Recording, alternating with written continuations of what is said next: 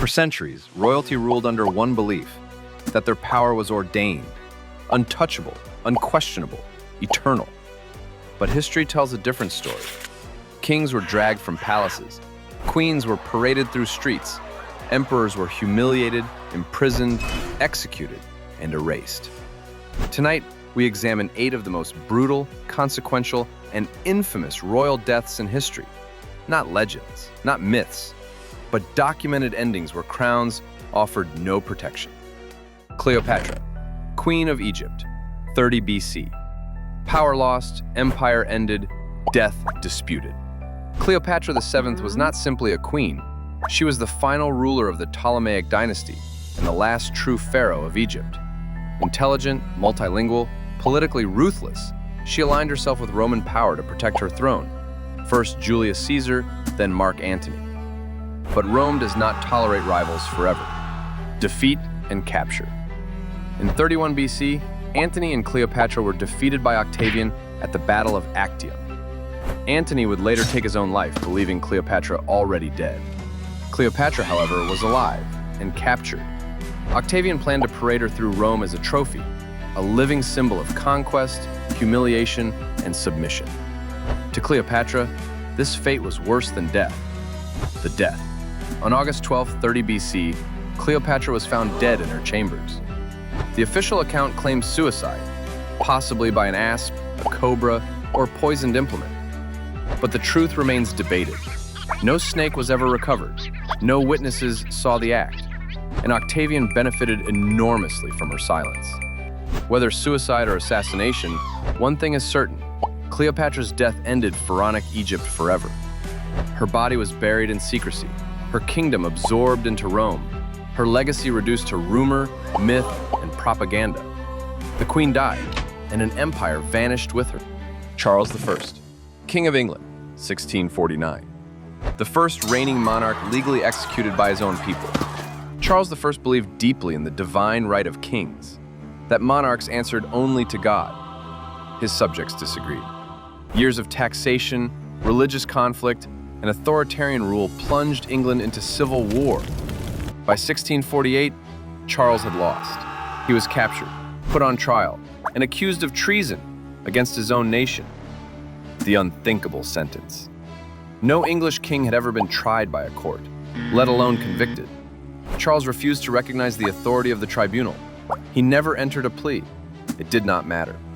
On January 27, 1649, he was sentenced to death. The execution. On January 30th, Charles was led onto a scaffold outside Whitehall Palace. He wore extra clothing, not from dignity, but to prevent shivering, which might look like fear. Before kneeling, he addressed the crowd, defending monarchy until the end. Then the executioner raised the axe. It took one blow. His head was lifted high. A collective gasp swept through the crowd, followed by stunned silence. Some dipped handkerchiefs in his blood as relics. The execution sent shockwaves through Europe. A king had been killed, not by invasion, but by his own people. King Louis XVI, guillotined before his people, 1793. A king undone by hesitation, trapped by history. Louis XVI inherited the French throne at a time when monarchy was already cracking under its own weight. He was not cruel by nature, but he was indecisive, slow, and catastrophically unprepared for revolution. France was bankrupt. Bread was scarce. Public anger was boiling. By 1789, the French Revolution erupted, and Louis became its most valuable prisoner. Imprisonment and trial. Louis was stripped of his title and referred to simply as Citizen Louis Capet. He was confined with his family in the Temple prison, guarded, watched, and slowly isolated. In late 1792, the National Convention put him on trial for treason. Evidence was read aloud. Former allies testified against him. Louis remained calm, quiet, almost detached. The verdict was never truly in doubt. On January 21st, 1793, he was sentenced to death, the execution. That morning, Louis was taken through Paris in an open cart. Crowds lined the streets, some silent, some jeering, some shouting insults at the man who once ruled them. At the Place de la Révolution, he climbed the scaffold himself. He attempted to address the crowd, to proclaim his innocence and forgive his enemies. But Revolutionary Guards ordered the drums to beat louder, drowning out his voice. Seconds later, the blade fell. His head was raised to the crowd. Cheers erupted. A king was dead, not in battle, but as a criminal before his own nation. Marie Antoinette, the queen who walked to her death. 1793. Humiliation, starvation, and execution. Marie Antoinette became the symbol of everything the revolution despised: luxury, foreign influence, and royal excess. Whether deserved or not no longer mattered. After Louis's execution, her situation worsened dramatically. She was separated from her children, confined to a damp cell, denied proper food and medical care.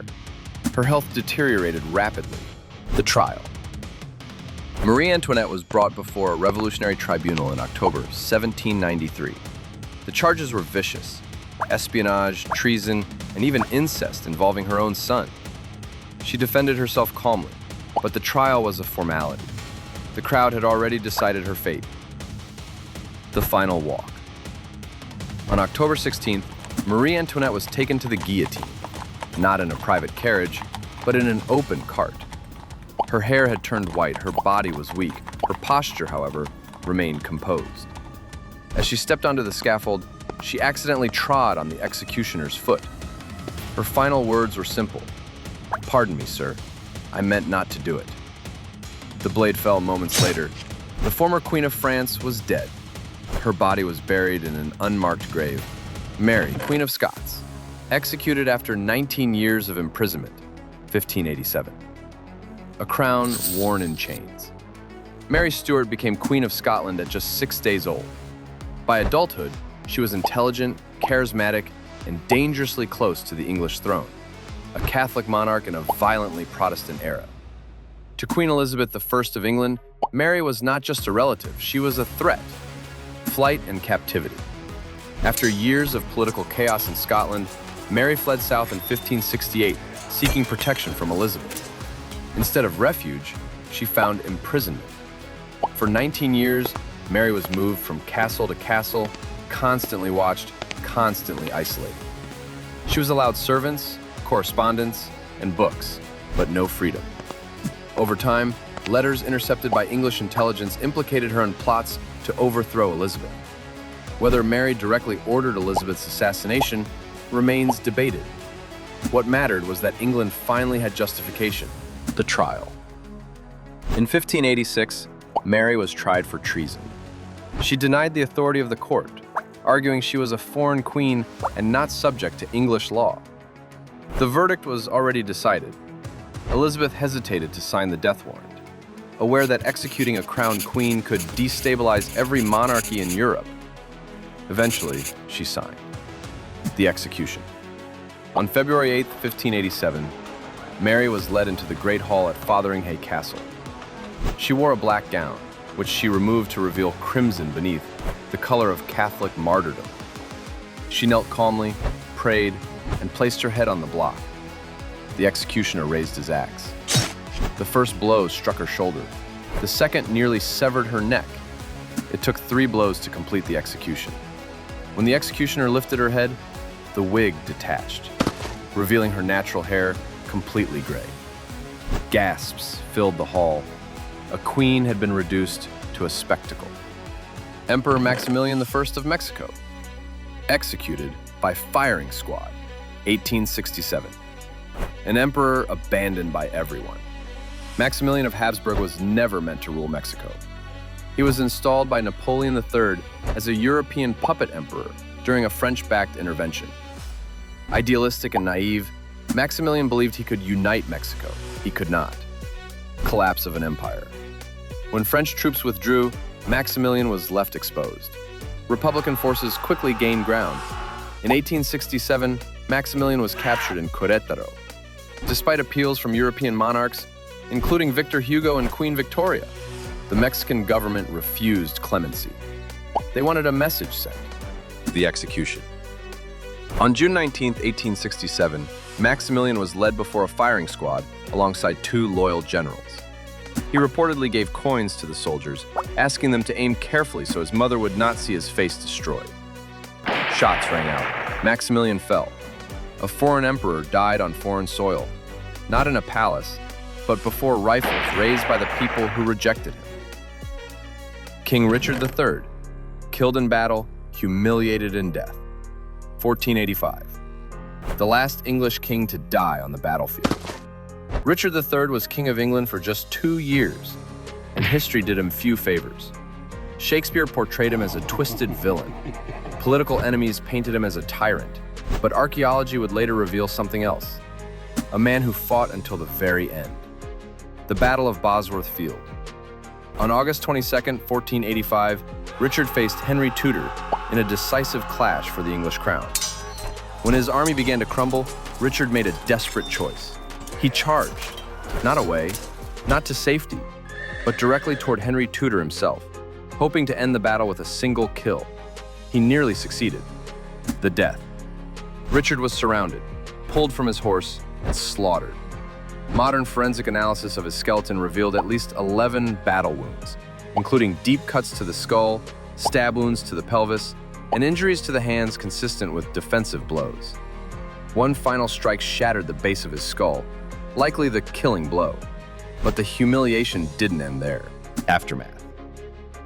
Richard's naked body was thrown over a horse and paraded through Leicester. He was displayed publicly as proof of Tudor victory. His corpse was buried hurriedly beneath a church, its location forgotten for over 500 years. When his remains were finally discovered in 2012 beneath a parking lot, history was forced to reconsider the man beneath the legend. A king died not on a throne, but face down in the mud. Tsar Nicholas II and the Romanov family. Executed in a basement, 1918. The complete annihilation of a royal bloodline. Tsar Nicholas II ruled Russia during one of the most volatile periods in its history. Weak leadership, war, famine, and unrest led to revolution. In 1917, he abdicated the throne.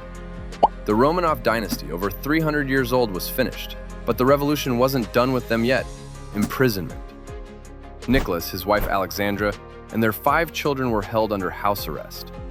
They were moved from place to place, guarded by Bolsheviks who increasingly saw them as liabilities. By July 1918, advancing anti-Bolshevik forces threatened to free the family. Moscow ordered a solution. The execution, July 17, 1918. In the early hours of the morning, the family was woken and told they were being moved for their safety. Instead, they were led into a small basement room. Nicholas held his son Alexei. The daughters stood beside their mother. Then the executioners entered. Gunfire erupted, the room filled with smoke and screams. Bullets ricocheted off hidden jewels sewn into the daughters' clothing, causing confusion. When the guns failed to finish the job, bayonets were used. Within minutes, the entire family, including children, was dead. Their bodies were stripped, burned with acid, and buried in unmarked graves. Royal power was once believed to be divine, absolute, permanent, but history shows otherwise. Crowns did not stop blades. Titles did not stop bullets. Bloodlines did not prevent execution. These rulers didn't just die. They fell as symbols, their deaths marking the end of eras. This is Signal Noir Studios, where the next story waits in the dark.